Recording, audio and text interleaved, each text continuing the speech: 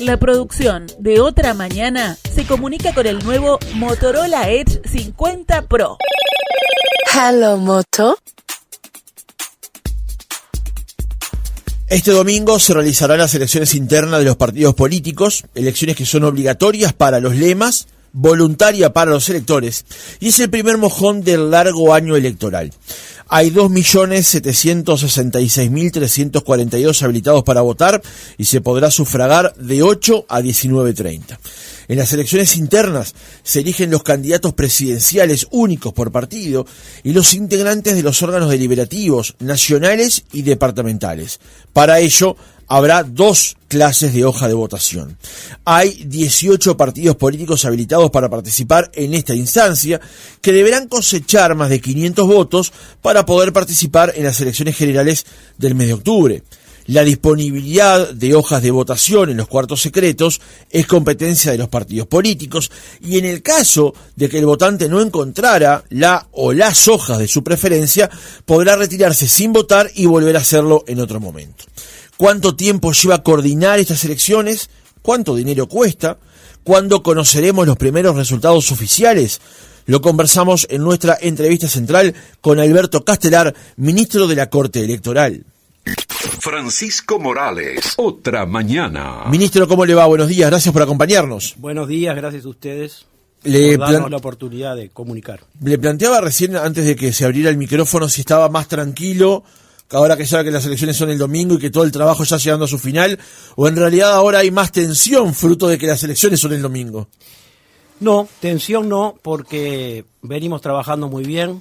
La Corte Electoral tiene un cuerpo de funcionarios sumamente profesionales y comprometidos con la tarea, con mucha experiencia, y por suerte a pocas horas de las elecciones está todo funcionando de acuerdo a lo previsto. Lo que sí estamos muy ocupados, y lo vamos a seguir estando durante todo este año y parte del año que viene, porque tenemos en octubre elecciones nacionales, un eventual balotaje en noviembre y las elecciones departamentales en el año que viene, en 2025. Estamos bastante ocupados desde hace un buen tiempo, pero en lo que refiere a este próximo acto electoral del domingo, por suerte venimos muy bien. Bien. Ministro, ¿cuánto tiempo se lleva de anticipación preparar una elección como esta? Mucho, porque es mucho lo que hay que organizar. La logística es sumamente compleja. Usted sabe, tenemos alrededor de 7.100 circuitos en todo el país. Eso implica una logística que tiene que estar muy afinada, porque tiene que llegar a cada comisión receptora de votos en todos los puntos del país, circuitos rurales, circuitos urbanos, toda la documentación necesaria para la celebración del acto eleccionario. Y esto, que parece sencillo, requiere de mucho trabajo, de mucha gente, y esto nosotros empezamos a trabajar en este ciclo electoral el año pasado. A principios del año pasado empezamos a trabajar, solicitamos el presupuesto para la elección nacional al Ministerio de Economía, obtuvimos un adelanto de ese presupuesto porque había adquisiciones que había que empezar a hacerlas en el año anterior. O sea que estamos trabajando en este ciclo electoral desde principios del año pasado. El hecho, ministro, de que a la vez de que hay que preparar todo esto, y preparar todo esto implica recepcionar listas, nombres, publicaciones y demás, y que a la vez haya que hacer el trabajo de verificación de las firmas de la campaña que presentó el PIT-CNT y parte del Frente Amplio, ¿complejiza aún más, o la Corte está preparada, digamos, para atender 2 escenarios en paralelo? Las dos cosas. La Corte está preparada y complejiza, porque la cantidad de funcionarios es la misma, y nosotros, por ejemplo, para la verificación de firmas para este plebiscito de reforma constitucional, tenemos destinadas 20 parejas, son 40 funcionarios que están dedicados específicamente a esa tarea. Estos días, como es lógico, son menos los funcionarios que están afectados a esa tarea por varias razones. Una, porque tienen que capacitarse y en algunos casos capacitar a los integrantes de estos 7.101 comisiones receptoras de votos que hay a lo largo de todo el país. Bueno, aquí en Montevideo son 2.500 circuitos. Los funcionarios de Montevideo, muchos están afectados a la tarea de capacitación, además de capacitarse ellos mismos para la tarea, porque el domingo todos los funcionarios electorales tienen tarea para cumplir el día de la elección. Entonces sí, dificulta, pero a su vez, reitero, están capacitados los funcionarios electorales para asumir la tarea. Suponíamos que esto iba a ocurrir, había una campaña de recolección de firmas, nos preparamos para organizar la elección y cumplir con esta iniciativa y otras que podrían eventualmente haber llegado y que nos hubiera significado también dedicar más personas a la verificación de firmas. Claro, recordemos que la de Cabildo Abierto no llegó a presentarse en esta instancia y podría haber sido concomitante a esto. Exactamente, y nosotros estábamos preparados para la eventualidad de que tuviéramos más de una consulta, en este caso a plebiscitar con la próxima elección de octubre. Les presentamos a los oyentes que cualquier duda que se quieran sacar nos escriben al 092-770-111 por WhatsApp. Se la trasladamos al ministro Castelar, ya hay varias, vamos a ver si podemos ir justamente agrupando las consultas para trasladarlas todas de a uno. Pero vayamos por partes, ministro, para explicarlo, porque esto tiene que ser de lo más didáctico posible. ¿Qué es lo que elegimos el domingo? Bien, lo que elegimos es una elección interna de los partidos políticos. Lo que elegimos el domingo son los integrantes del órgano deliberativo nacional de cada partido, la convención, como suele llamarse también, y el candidato a presidente de la República de cada partido. Y también otra elección, o sea, se eligen dos cosas, la otra elección son los integrantes del órgano deliberativo departamental en cada departamento. Por lo tanto, hay dos hojas de votación, una hoja de votación con la lista de candidatos al órgano deliberativo nacional, que tienen que ser 500, sus integrantes, y un candidato a la presidencia. Y otra hoja de votación con la lista de candidatos al órgano deliberativo departamental. Eso es lo que se vota. Por lo cual, de ahí nace el número mínimo de 500 votos que deben tener los partidos, porque si no, no podrían conformar su convención nacional. No podrían conformar su convención nacional, no podrían aprobar su programa de gobierno, por lo tanto, no podrían designar formalmente a su candidato a presidente, por lo tanto, no podrían participar de la elección nacional. Así es. Esa es la razón por la cual se exigen los 500 votos para poder participar de la elección nacional en octubre. ¿Quien vaya a votar tiene que necesariamente introducir las dos hojas? No. El ciudadano es libre de expresar su voluntad como quiera. Puede incluir las dos hojas, puede no incluir ninguna si su decisión es votar en blanco. Eso es elección del elector. ¿No se anula el voto si solamente vota la convención nacional o la departamental? Claro que no. Si hubiera una hoja de votación al órgano deliberativo nacional, va ese voto al órgano deliberativo nacional de ese partido y al candidato presidencial. Si hubiera solo una hoja de votación al órgano deliberativo departamental, esa persona estaría votando la lista de candidatos que está en esa hoja de votación a ese órgano deliberativo departamental de ese partido. La hoja de votación de todos los lemas que hemos visto hasta ahora plantean obviamente la integración de su convención nacional, de su convención departamental y un candidato a presidente. De ahí emerge el candidato único de cada uno de los partidos que superen los 500 votos para la elección de octubre.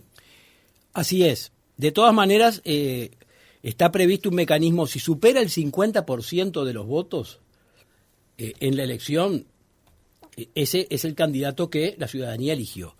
Si no superara el 50%, tiene que superar el 40%, tiene que llegar al 40% y tener una diferencia de 10% con quien le sigue. Allí también ese candidato sería electo como candidato a la presidencia de ese partido. Si eso no ocurriera, es la convención, el órgano deliberativo nacional, el que debe resolver quién va a ser el candidato a presidente de ese partido. Eso es lo que establece la normativa. Ministro, ¿cómo es el mecanismo para votar? Si bien yo voto desde el 99 y lo tengo más o menos claro, seguramente la audiencia también, pero es bueno siempre recordarlo. Uno, ¿qué documento debe llevar hacia la mesa para presentarse y poder sufragar? Bueno, la votación es entre las 8 y las 19:30. El votante tiene que presentarse ante la comisión receptora de votos que le corresponda de acuerdo a su serie y número de credencial. Ahí se va a establecer un circuito en el cual está comprendido su serie y número de credencial. se presenta ante la comisión receptora de votos con su credencial. En caso de no tener consigo la credencial, tiene que conocer la serie y número de su credencial. Con eso, el elector está en condiciones de votar. Uh-huh. Mucha gente dice, ¿y si llevo la cédula?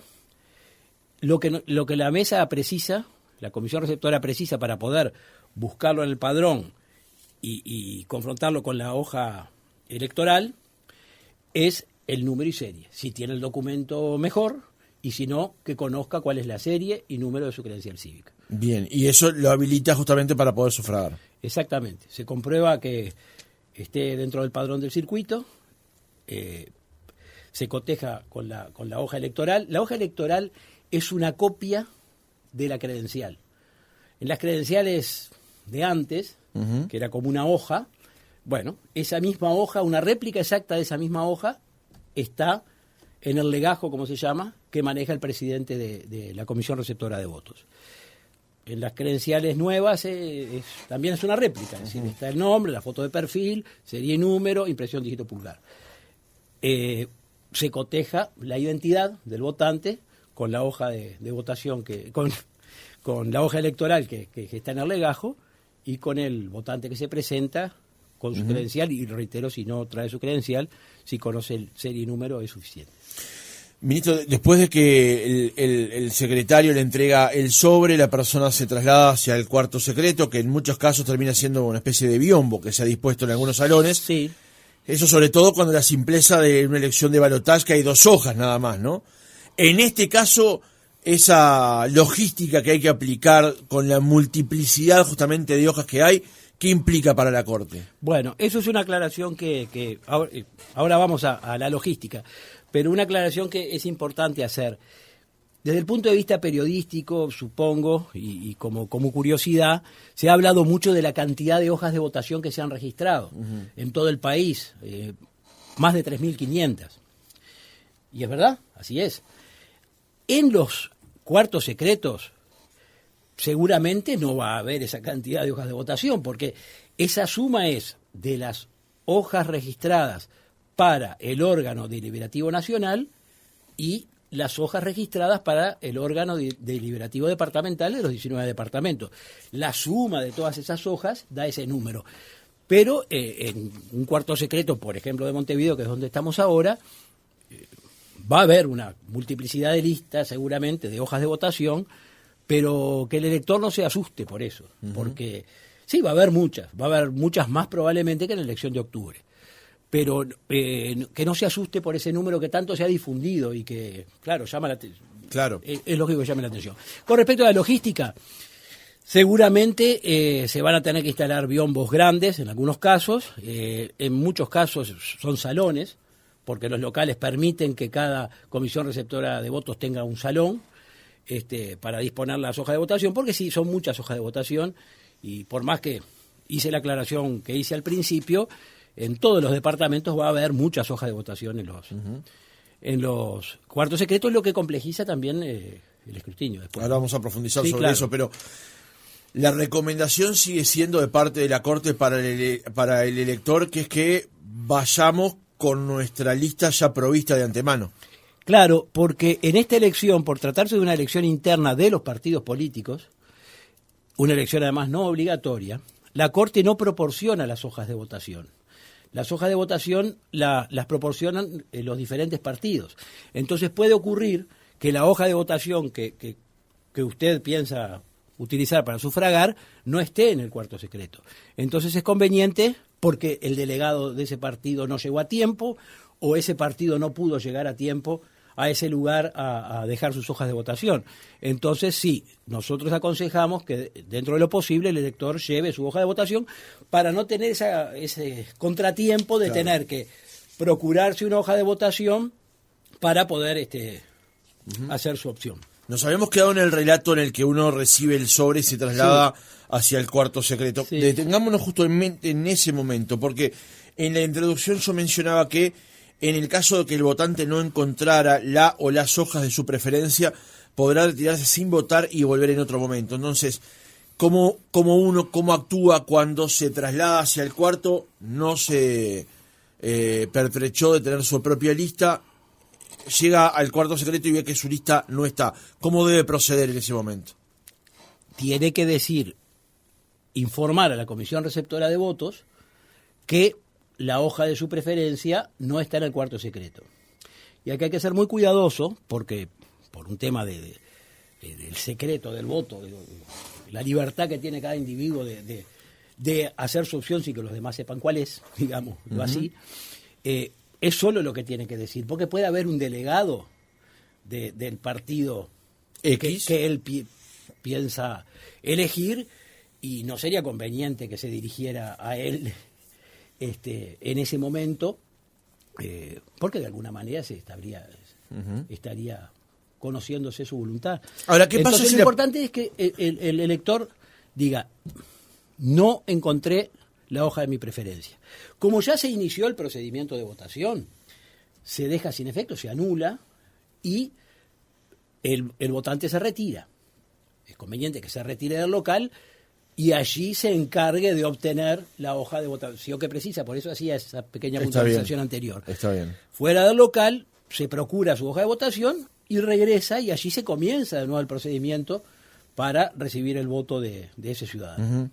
Le quería hacer esta pregunta porque una vez me pasó cuando trabajé para una encuestadora, cuando arranqué mi carrera periodística, que es que la persona ingresa al cuarto secreto, no encuentra la lista que quiere votar y vi que el elector cometió el error de salir y decir no está la lista de tal que quería votar y allí se armó un lío bárbaro porque la persona declaraba cuál era la intención que quería hacer con su voto, pero no encontraba el instrumento con el que hacerlo, digamos. Sí, que quede claro una cosa.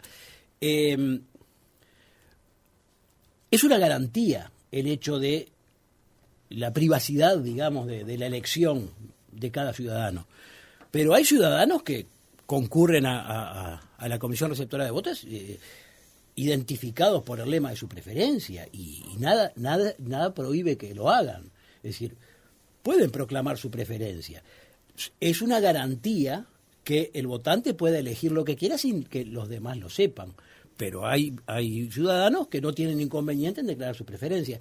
Entonces muchas veces se confunde aquello del voto cantado. La persona puede ir vestida de los colores de cualquier lema, hasta con una escarapela que lo identifique con un lema, nadie le va a prohibir ejercer su derecho al voto. Esto que usted relata es algo parecido. No es deseable que sea así, por garantías.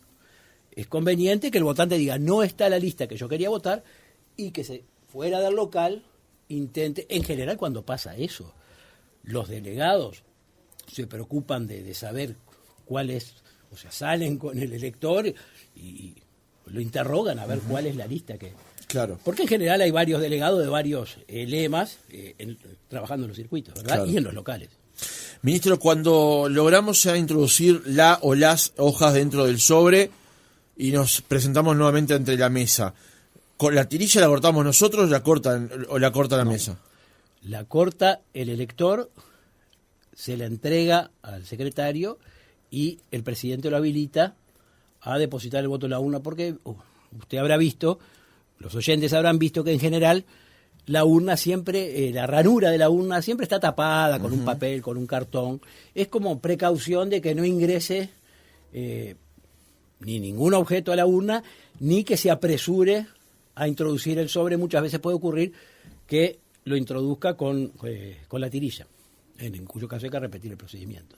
O sea que ese sobre se anula claro, y arranca de vuelta. Claro, y dejar constancia de esa situación. Entonces, para que eso no ocurra en general, está tapada la ranura de la urna, y cuando el elector corta la tirilla y la entrega a la comisión receptora, ahí se le habilita para que deposite su voto en la urna. Ministro, en las elecciones nacionales de octubre, las elecciones nacionales de noviembre, en las departamentales y municipales del mes de mayo, al elector, cuando termine ese procedimiento, antes le sellaban la credencial, ahora le dan un papelito que acredita que efectivamente votó. ¿En estas elecciones pasa similarmente?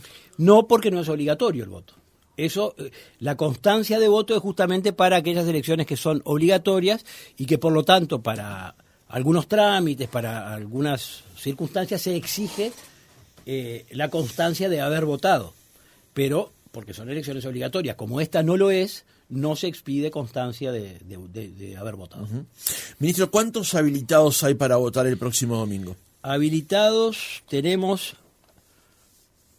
2.766.342 en todo el país. El departamento que más tiene, obviamente, es Montevideo, seguido de Canelones y Maldonado, ¿no? Sí, así es. Yo tengo por acá el dato. Son tantos datos que a veces uno anda con muchos papeles. Pero sí, en Montevideo son 1.047.961 y en Canelones 433.278. Uh-huh. Ministro, la conformación de este padrón, de estos 2.766.342 electores, ¿cuándo se cerró? El 1 de abril. Y acá hay un dato importante. Allí se hace un cierre, lo que se llama un cierre ficto de padrón. Los trámites que estén culminados en la jerga de la Corte se llaman aceptado y distribuido el trámite, pero para que la gente entienda, el trámite que esté terminado, la credencial que esté en condiciones de ser entregada al ciudadano que la solicitó al 1 de abril, esos ciudadanos integran este padrón de este número que acabamos de dar. Uh-huh. Puede ocurrir que alguien haya hecho el trámite antes del 1 de abril, pero que el trámite no haya sido terminado al 1 de abril.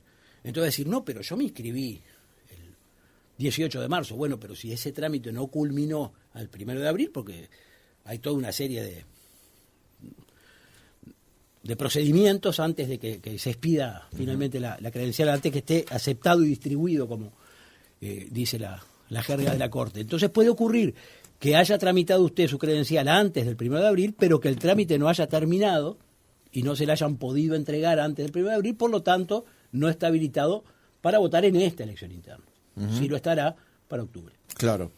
Ministro, días pasados la Corte Electoral emitió un comunicado en donde informaba que se resolvió implementar en 553 circuitos de Montevideo, un plan piloto para el escaneo de la huella dactilar de los electores habilitados para votar en las elecciones internas de los partidos políticos a realizarse el próximo 30 de junio.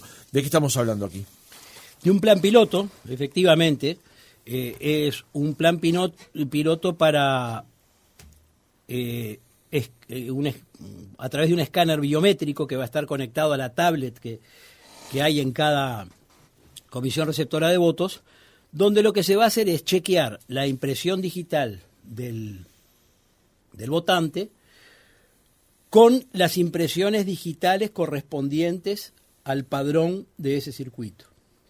Uh-huh. Esto es importante porque no es que usted va a chequear su impresión digital con todo el registro dactiloscópico de la Corte, sino con las impresiones digitales de los ciudadanos que están en ese circuito. Lo que se va a chequear es su impresión digital. Esto es un plan piloto, no interfiere en el mecanismo de votación que está regulado por la ley de elecciones y por la reglamentación correspondiente a esta elección. Simplemente lo que la Corte quiere hacer es comprobar cuál es la capacidad de lectura de ese escáner biométrico, uh-huh, porque estos escáneres después se pueden calibrar. Esto da un margen de error, en general lo da. Este dispositivo se usa para varias cosas. Por ejemplo, el Instituto de Regulación y Control del Cannabis implementó esto para aquellos usuarios que desean adquirir este cannabis en las farmacias, tienen que registrarse mediante este procedimiento y comprobar su identidad al momento que van a comprar con este procedimiento. Lo mismo ocurre en los aeropuertos, a los efectos de ingresar o salir de los países, hay escáneres biométricos de esta característica. Lo que la Corte quiere ver es comprobar la eficiencia de esos dispositivos para eventualmente, en otro ciclo electoral, utilizarlo como forma de identificación del votante. Por ahora, la identificación del votante se hace de acuerdo a lo que establece la ley, lo que establece el manual de procedimientos que tienen los integrantes de comisiones receptores de votos y la reglamentación de la elección interna, que es, como le decía hoy al principio, comprobar que el elector que se presenta es el mismo que figura en la hoja electoral que tiene la comisión receptora de votos. Con el margen que todos sabemos que uno puede haber sacado la credencial a los 18 años, nunca haber hecho un traslado, y si tiene 61 como yo, es probable que nos salga muy parecido Claro, que a haya la algún foto. cambio. Pero esa es la forma de comprobar la identidad. Pero el comunicado agrega también que por tratarse de una prueba piloto, usted lo mencionaba recién, Sí. es no vinculante. En ningún caso el resultado de dicho cotejo impedirá que el elector pueda emitir el sufragio si ello correspondiere de acuerdo a la legislación vigente. A eso me refería. Se aplica la legislación vigente a los efectos de comprobar la identidad del votante. No, este procedimiento es para comprobar la identidad del votante, simplemente es para chequear si estos dispositivos, cuán eficientes son estos dispositivos para un eventual uso en otro ciclo electoral. Bien. Con respecto al tema de la edad, que usted mencionaba recién, de cuando la sacamos a la edad que tenemos cuando vamos a emitir el voto, el oyente del 941 pregunta por qué la Corte Electoral no recuerda a los ciudadanos que deben renovar su credencial cada 15 años. Porque no deben renovarla cada 15 años.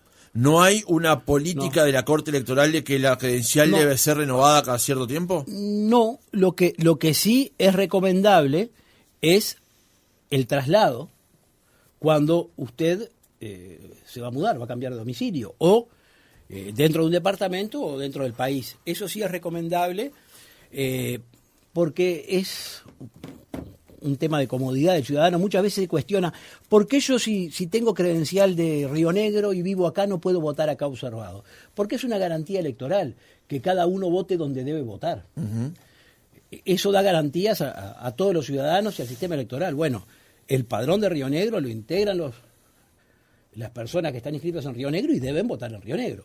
No es un antojadizo eso es una garantía electoral. Entonces eso sí recomendamos, porque en general o hace que alguna persona no pueda ir a votar, tenga que pagar una multa en el caso del obligatorio, o no pueda expresar su voluntad por razones logísticas, digamos, y eso es porque no hizo el traslado, que el traslado es un trámite muy económico y muy rápido. Eso sí recomienda la Corte. El tema de la renovación, no hay una imposición legal para renovar en determinado tiempo la credencial. ¿Que es conveniente? Sí, por esa razón, por el tema de la identificación. Bueno, en el futuro, si hubiera un sistema de identificación como el que hoy es un plan piloto, ya no sería tan importante cómo figure uno en la foto y cuál sea su aspecto actual. Claro. Ahora, con respecto al estado del documento, si cuando uno ya por el pasar de los años lo tiene medio maltrecho, ahí sí es recomendable ir a actualizarlo, o si se cotejan los datos, ya con eso alcanza. Y bueno, fue la primera pregunta que usted me hizo. ¿Cómo hace el ciudadano para votar? O lleva la credencial o declara cuál es su serie y número. O sea que si está en mal estado y se puede leer la serie y número, no hay problema. Y si no, con declarar la serie y número ya está en condiciones de votar. Eso depende de cada ciudadano en qué estado quiere tener su documento. Llega otro mensaje del oyente del 827 que se pregunta, ¿y cómo saben que sos vos? ¿Te miran la cara nomás? O sea, si uno va sin la credencial, pero dice, soy el BMA, que es mi caso, tal y tal y tal número. Así es. ¿Cómo me comprueban que soy yo el que está ahí, aunque yo ahí tenía 18 y ahora tengo 42? Sí, es lo que establece la ley y la reglamentación.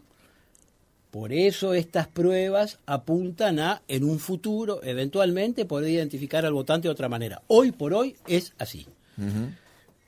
Usted declara su serie y número, se comprueba que figura en el padrón, que figure su hoja electoral. En el caso de que no traiga consigo la credencial, la comisión receptora comprueba la identidad con los medios que tiene, que es la foto en la hoja electoral y el ciudadano que se presenta a votar. Una última pregunta para cerrar este tema, porque ha sido el que más ha despertado interés de la audiencia. El 534 dice, ¿es obligatorio el registro biométrico? No. A ver, el registro dactiloscópico es obligatorio. Cuando usted va a sacar la credencial, le entintan los 10 dedos. Eso es obligatorio para obtener la credencial. El escaneo biométrico que se va a hacer en 550 circuitos de Montevideo es un plan piloto, no es obligatorio. Se le va a pedir al ciudadano que presente su pulgar derecho en el escáner. Incluso tenemos previsto que si por alguna razón el escáner no está funcionando bien o genera dificultades en la mecánica del voto, que directamente se desconecte y se siga con la votación normal, porque esto no altera el procedimiento del voto tradicional. Es un plan piloto. No queremos generar ninguna dificultad para los electores ni para los integrantes de comisión receptora, ni que tampoco la ciudadanía entienda que este es un requisito nuevo para emitir el sufragio. Se le va a pedir para cotejar su impresión dígito pulgar, pero el procedimiento sigue siendo el mismo que hasta ahora se viene haciendo para ejercer el sufragio. Ministro, mencionábamos en el arranque que la votación, el horario de la misma es de 8 a 19:30. Así es. Primer pregunta, las personas que van a servir el circuito, aquel secretario, presidente de la mesa, ¿desde qué hora se deben instalar? A las 7. A las 7 de la mañana ya tienen que estar allí. Tienen que estar los integrantes de la comisión receptora de votos, titulares y suplentes. Y allí comienzan las... Es decir, hable antes de las 7, porque a las 7 comienzan las tareas preparatorias para a las 8 estar en condiciones de recibir a los votantes. Las urnas llegan, eso está a cargo de las Fuerzas Armadas, que son los encargados de que las urnas lleguen en tiempo y forma a los locales de votación, o sea que cuando los integrantes de la comisión receptora de votos, titulares y suplentes, llegan al local, en cada circuito ya va a estar el custodia con la urna, con la maleta en este caso, que es la que contiene todos los materiales, la urna y todos los materiales necesarios para la jornada de la elección. Ministro, y el horario es hasta 19:30. ¿Qué Así pasa es. si a esa hora, aunque es una elección que es voluntaria y que habitualmente vota menos del 50% del padrón, pero qué pasa si a esa hora hay gente todavía esperando por sufragar?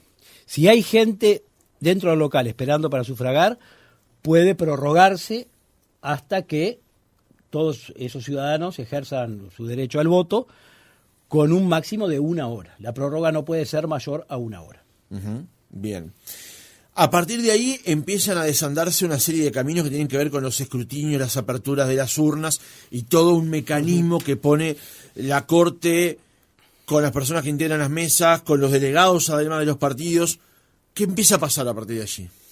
Bueno, yo creo que para no aburrir a la audiencia no voy a dar los detalles de cómo se desarrolla el escrutinio porque es bastante complejo, pero voy a explicar cuáles Además son. hay varios. Hay dos. Hay dos en la comisión receptora, más el escrutinio departamental que se hace después, a partir del martes 2 de julio. Cuando se termina la votación, se empieza a elaborar el acta de clausura, se cierra la lista ordinal de votantes, ya no va a haber que inscribir más votantes en la lista ordinal, y se procede a la apertura de la urna y a comenzar el escrutinio. Se abren los sobres, se separan por lemas las diferentes hojas de votación. Ese es el escrutinio general. Después hay uno particularizado. Es bastante complejo, no voy a entrar en detalles. Pero primero, entonces, la primera apertura se divide por lema. Lema A, lema B, lema C, lema D. Le voy a poner un ejemplo. A ver. Porque si no estaríamos mucho rato explicando esto y creo que es aburrido. Pero le voy a poner un ejemplo. Usted decide votar dentro de un lema, pone 2 hojas de votación al órgano deliberativo nacional. Una que lleva al candidato a la presidencia A y otra hoja de ese mismo lema que lleva a la presidencia al candidato B. ¿Qué ocurre en ese caso? En el escrutinio general, que se hace primero, digamos, en la comisión receptora de votos, ese voto es un voto del partido, de ese partido.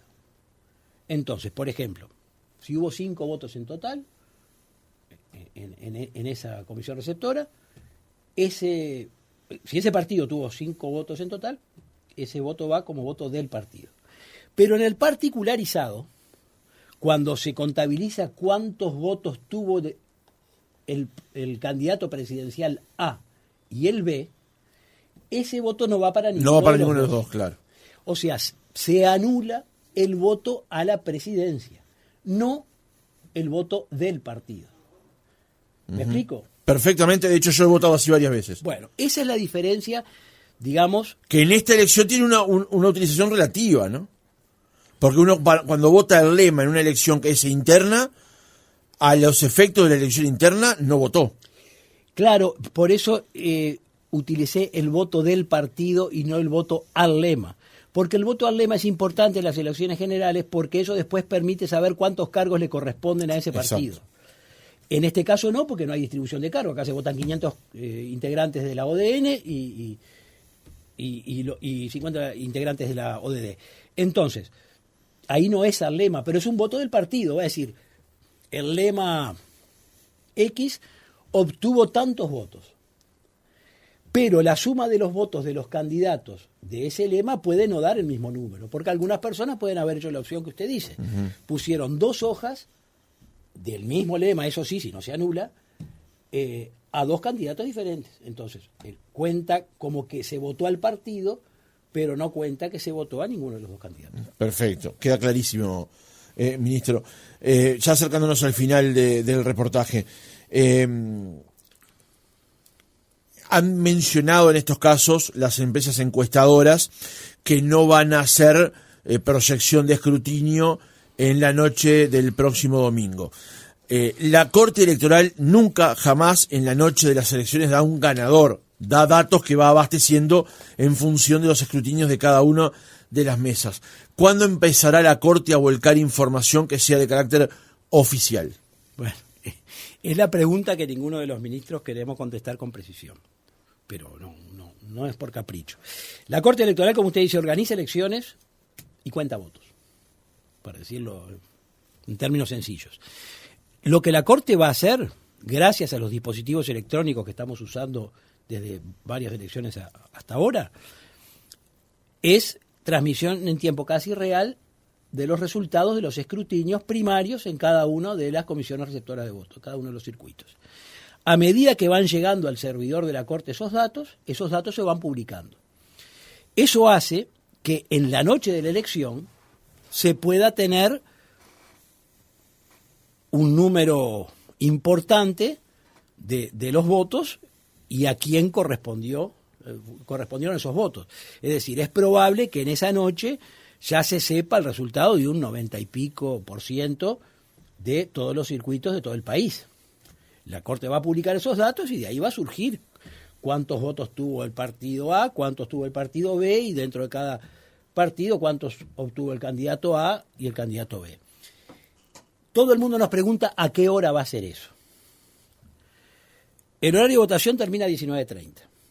Lo más probable es que en todos los circuitos se pueda cerrar la votación 19:30 y no haya prórroga. A partir de ahí empiezan las operaciones del escrutinio. Es un escrutinio complejo que tiene 2 etapas, el general y el particularizado. Hagan cuentas. Uh-huh. Después de todas esas operaciones está el acta, se transmiten los datos por la tablet, se escanea el acta y también se transmite, o sea que a la Corte llegan los datos y el acta escaneada. Y esos datos se van publicando. Yo no voy a dar una hora. Seguramente antes de medianoche ya se conozcan los datos de los escrutinios primarios del 97%. Eso ya sería bastante cercano al 100%, digamos. Pero ¿a qué hora habrá una carga de datos, usted supone, que nos permita ir orejeando como en el truco? Hagan la cuenta. Si a las 19:30 empiezan las operaciones de escrutinio, podemos suponer que entre 21 y 22 va a haber una carga que supere un 40 o 50%. Es probable. No, yo no estoy aseverando que a esa hora vamos a tener el 50%, el 60 o el 40%. Usted me pregunta si a esa hora puede haber datos de 40 o el 50% de los circuitos y yo le digo que es probable que sí. Uh-huh. Bien. Si ustedes recuerdan elecciones anteriores, van a recordar cuando la Corte tenía datos suficientemente consolidados para que uno supusiera cuál había sido el resultado de la elección. Ministro, una última pregunta. Estamos en veda electoral desde la medianoche hasta el día domingo. Sí. El primero y brevemente es qué implica esa veda electoral, ministro. Y la segunda es qué poder sancionatorio tiene sobre la Corte sobre la violación de esa veda. Bueno, la Corte emite una circular que se dan llamar de garantías electorales, donde dice las cosas que no se pueden hacer, donde establece hasta qué hora se pueden expender bebidas alcohólicas, que no se pueden realizar espectáculos públicos, y en alguno de las situaciones que trata la circular, dice, y esto será un delito electoral. Los delitos electorales están en las leyes electorales. En general, casi nunca la Corte tiene que actuar como órgano jurisdiccional para sancionar a alguien por la comisión de un delito electoral.